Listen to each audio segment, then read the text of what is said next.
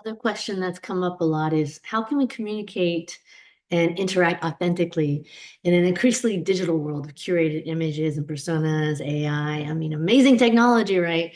But there is a greater need to be able to differentiate from what's real and what's a facade.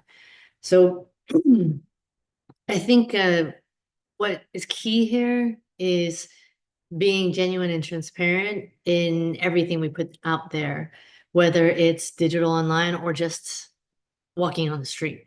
I think the lines are completely blurred between what we do on and offline from a sense of our persona is every moment that we show up and being aware of that and being attentive to that and not overly conscious about it. I think that's when this whole sense of like being our true selves authentically shows up.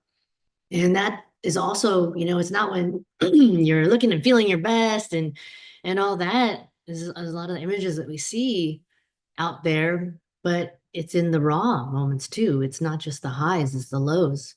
And I reference this a lot in my talks because when people come hear my talks about happiness, it's one thing, like they think about the highs, but really when I talk about beyond happiness now, it's about the lows as well.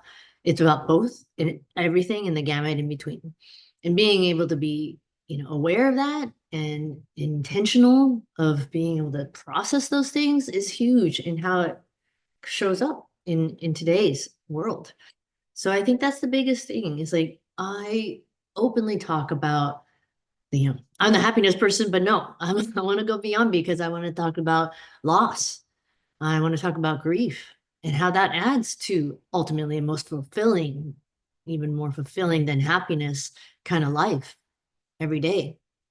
So in my talks, I openly talk about my senses of grief and my loss of my dad, my business partner slash, one of my best buddies, but we also have different forms of losses in all our lives, like whether it's, loss of hope or loss of control, which is especially happening in today's world.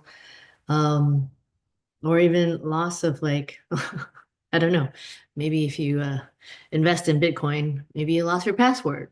I'm sorry to hear that, but basically just to deal with these different forms of losses from the serious to the everyday in a way that's real and being present and being able to express that from this place, not this place. I think that's what actually separates people and being able to be, yeah, not curated, not the next AI image, but what the next future of work is all about for me is being more human. And that's what we're here for.